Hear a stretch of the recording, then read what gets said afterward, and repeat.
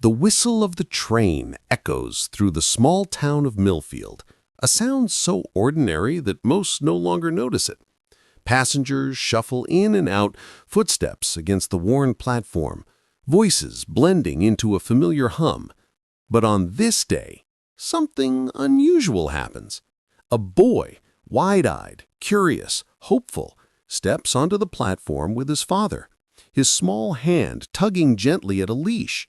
Beside him is a dog, scruffy yet noble, tail wagging as though the world is nothing but promise.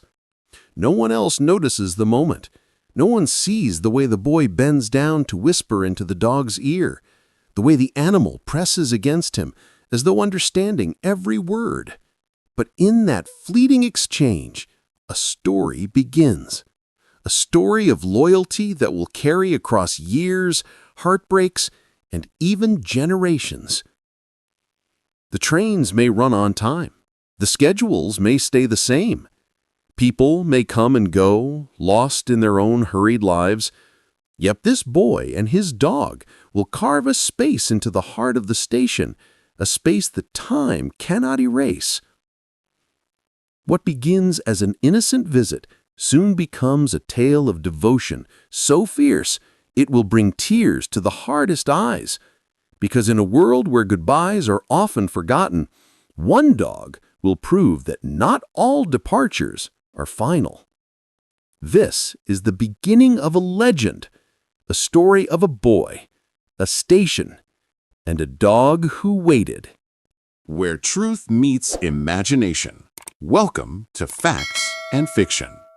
The train station at Millfield was no longer the proud hub it once had been. Its paint was peeling, the benches creaked under the weight of time, and only 2 trains passed each day. One in the morning, carrying tired workers toward the city, and one in the evening, returning them home again.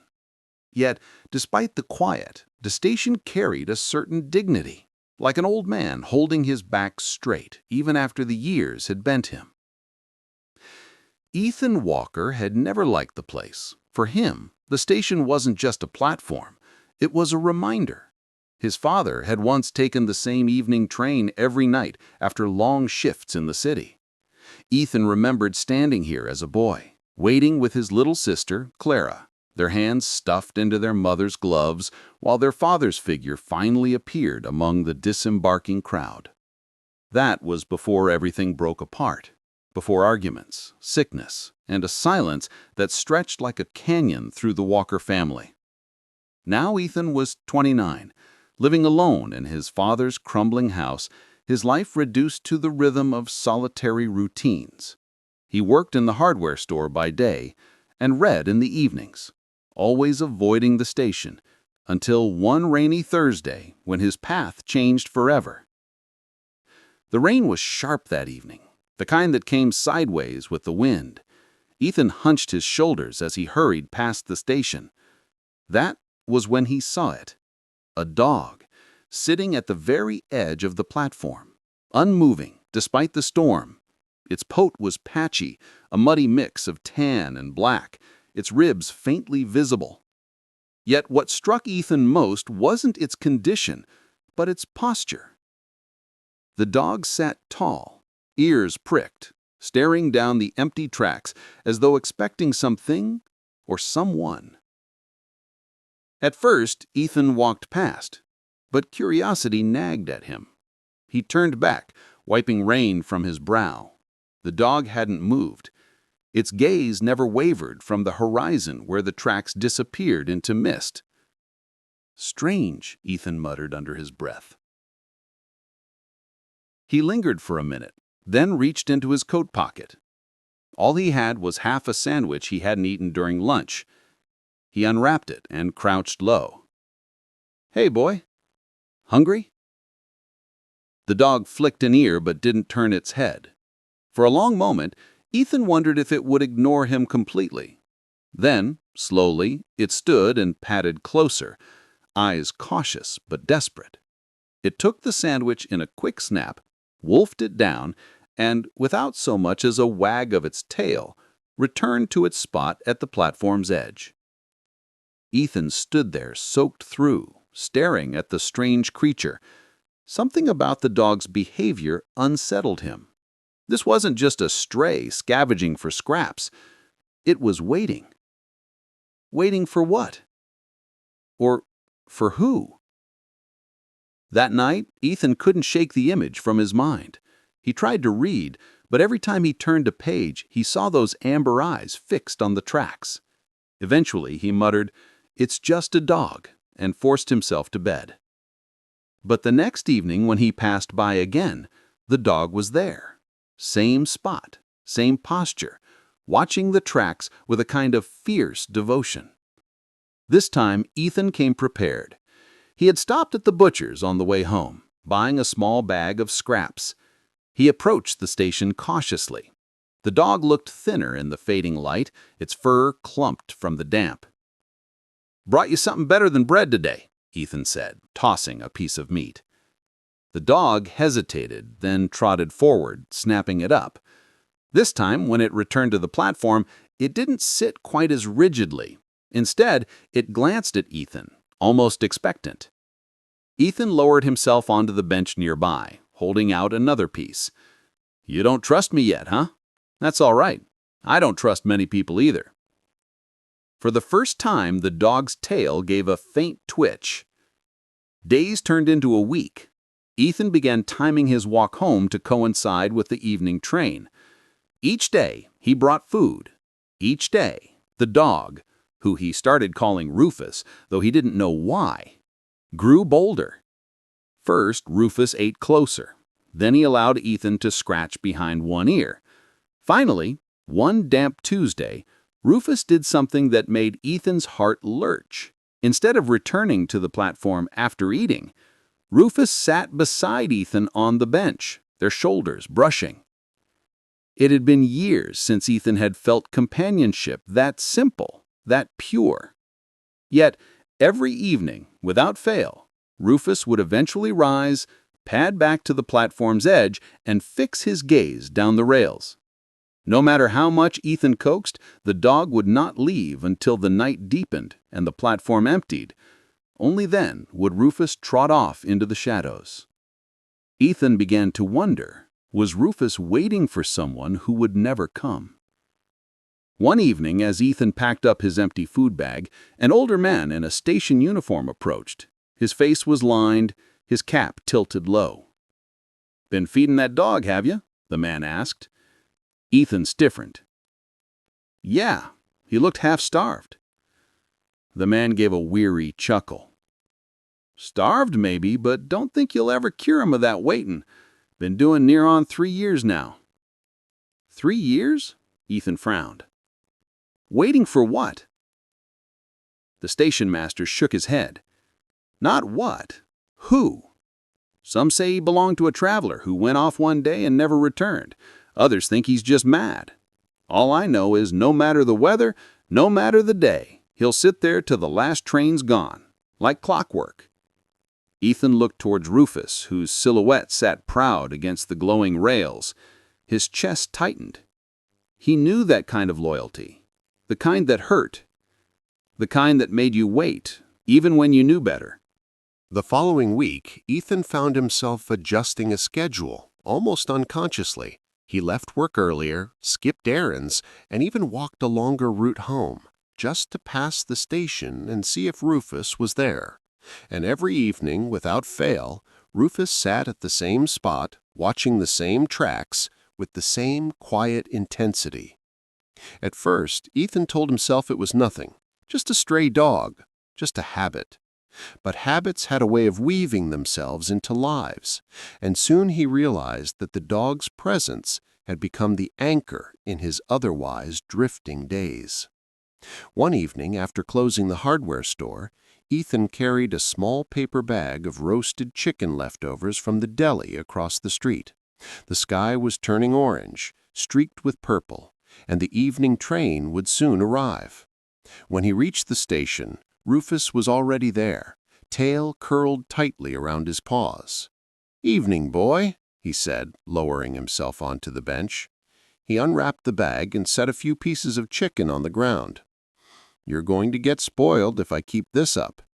Rufus patted over, ate quickly, then looked at Ethan with eyes that seemed to say, "More?" "You're relentless," he chuckled, tossing him another scrap. "I guess we both are." The dog licked his chops, then, without returning to the tracks, sat directly in front of Ethan. His amber eyes studied the man's face with a strange intensity, as though measuring him, deciding something unspoken. Finally, Rufus leaned forward and pressed his head against Ethan's knee. Ethan froze. He hadn't expected it, the sudden trust, the warmth, the quiet weight of that gesture. Slowly, almost reverentially, he laid a hand on the dog's head. "You're something else," he whispered. "Not just a stray. You've got a story, don't you?" Rufus huffed as if in answer, then pulled away and trotted back to his place on the platform, resuming his vigil. That night, Ethan found himself dreaming of trains, of faces in windows he couldn't recognize, of a figure walking down a platform that never ended, while a dog barked in the distance. He woke with sweat on his skin, the sound of a train whistle echoing in his ears. He tried to dismiss it, but the dream stayed with him, twined with Rufus's amber gaze. Days turned to weeks, and winter crept into Millfield. Frost edged the windows of the hardware store, and the station's iron rails gleamed silver in the morning sun. Ethan began carrying blankets in his car, leaving one folded under the bench where Rufus often curled at night. At first, the dog avoided it, but eventually he accepted the small kindness. The townsfolk began to notice. A woman selling newspapers by the kiosk remarked, "Funny thing, seeing that mutt cozy with someone. He's turned down everyone else." Another man added, "He's been here longer than most of us. Folks say he's cursed to wait forever." Ethan didn't reply, but their words gnawed at him. Why this dog? Why him? One particularly cold evening, Ethan lingered longer than usual. The last train had come and gone, and the platform was nearly deserted. Only the faint hum of the lights and the distant rustle of the wind filled the silence. Rufus remained seated at the edge, eyes straining into the darkness as though he still expected something to appear. Ethan walked over and crouched beside him. "There's nothing coming, boy. Not tonight." Rufus didn't move. His ears twitched, his body rigid with waiting. Ethan sighed. He sat down beside the dog, pulling his coat tighter around his shoulders. "Fine, we'll wait together." Minutes dragged into an hour. Ethan's fingers grew stiff with cold, his breath puffing in white clouds. Yet somehow, sitting there with Rufus made the emptiness less unbearable. It was as though the dog's silent devotion filled a void he hadn't realized was still bleeding. When Rufus finally stirred and lay down, resting his head on his paws, Ethan rose carefully. "Come on," he murmured, patting his thigh. "Let's get you out of the cold." To his surprise, Rufus followed, not all the way home, but far enough that Ethan knew the bond had deepened. A few days later, Ethan tried something bold. He brought an old leash from his father's shed, not sure if Rufus would tolerate it. When he approached, Rufus eyed the loop of leather warily. "It's just a walk," he coaxed. "Nothing scary, I promise." With patience and coaxing, he slipped the leash on. Rufus stiffened but didn't fight. Together, they walked slowly through the quiet streets of Millfield. People turned their heads, surprised to see the station dog willingly tethered. Some even smiled, tipping hats or murmuring greetings. Ethan felt a strange warmth spread in his chest. It wasn't pride, exactly, but something close, belonging. When he reached his house, Rufus stopped at the gate, refusing to go further. His eyes darted back towards the station. Ethan knelt, stroking his head. "I get it. That's home for you. But maybe this can be a second home. Just for meals. Just for rest." Rufus licked his hand once, then turned and pulled gently towards the station. Ethan let him go. But the seed had been planted. By the middle of December, a routine had formed. Rufus waited at the station. Ethan brought food. Sometimes they walked. Sometimes they sat together in silence.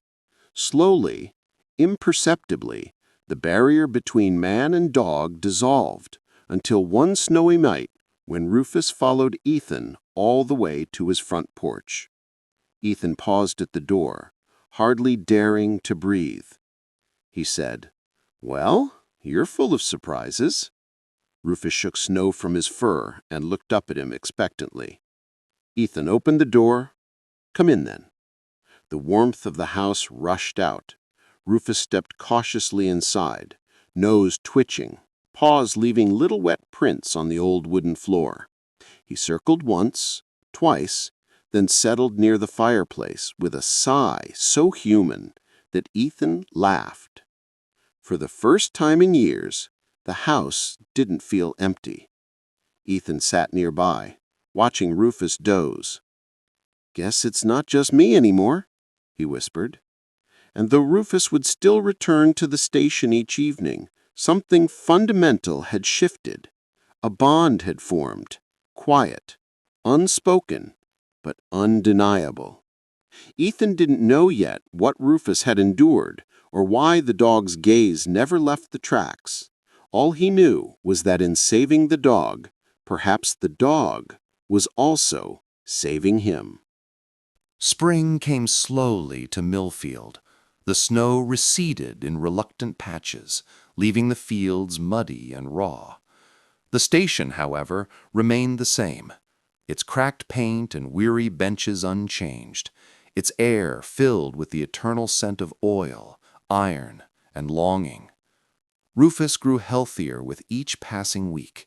His ribs no longer showed, his coat thickened, and there was more life in his eyes.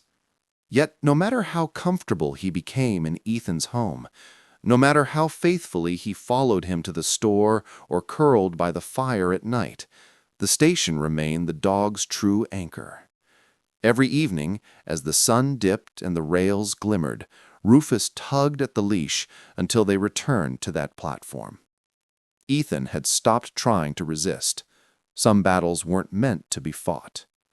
One evening, the sky painted itself in shades of lavender and gold. Ethan and Rufus sat on their usual bench, waiting. The evening train thundered in, brakes screeching, steel wheels screaming against steel rails. Commuters spilled onto the platform, faces flushed with weariness, hands burdened with bags, eyes glazed with routine. Rufus rose, tail wagging with hopeful bursts, scanning every face. Ethan watched him quietly, heart aching. "Not tonight, boy," he murmured. The last passenger descended, a young woman in a pale coat, glancing nervously about. Rufus froze, ears sharp, tail rigid. For a moment he thought the dog might bolt toward her, his muscles tensed, ready to hold the leash. But after a long, trembling pause, Rufus sat back down, disappointment radiating from every line of his body. The woman passed without a glance. Ethan exhaled slowly. He bent down, stroking Rufus's head. "I don't know who you're hoping for, but they're not here. Maybe they never will be." His voice cracked. "But I am." The dog leaned into his touch, warm and alive, and Ethan felt the truth of his own words press against him like a weight he could finally carry. That weekend, Clara came to dinner again. She brought fresh bread and a wary smile, clearly still adjusting to the sight of her older brother cooking with a dog sprawled happily across the kitchen rug. "You're changing," she said between bites. "Am I?" asked Ethan.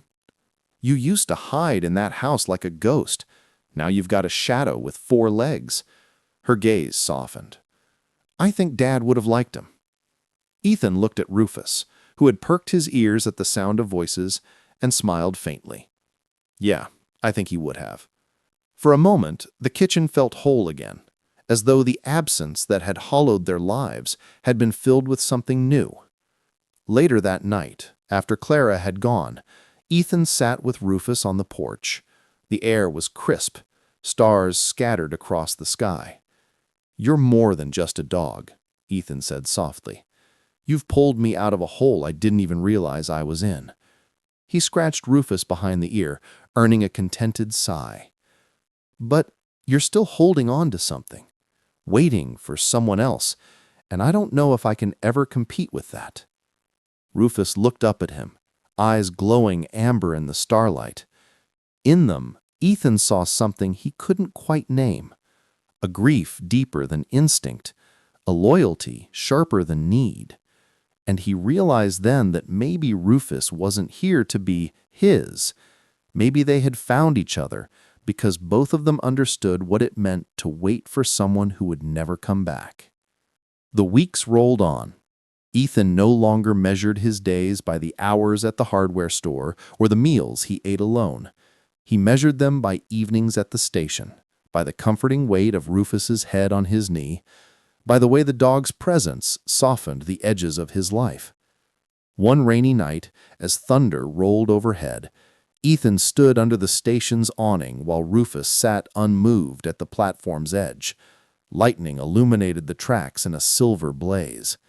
"You're mad," Ethan muttered. "Mad and loyal." He rubbed his face. "Guess that makes two of us." The storm raged, but Rufus never flinched, never moved, his gaze fixed on the horizon. And as Ethan stood beside him, drenched and shivering, he realized that for the first time in years he wasn't running from pain. He was facing it, because Rufus had shown him how. When spring turned fully into summer, the people of Millfield began to notice something new. The dog who had once been the town's lonely sentinel was no longer alone. Every evening, two figures waited at the station, a man and his dog, bound by silence, by grief, and by something far stronger. Together, they watched the trains come and go. Together, they bore the weight of waiting. And though neither knew yet what answers the future would bring, they had found in each other a reason to keep standing at the edge of the rails.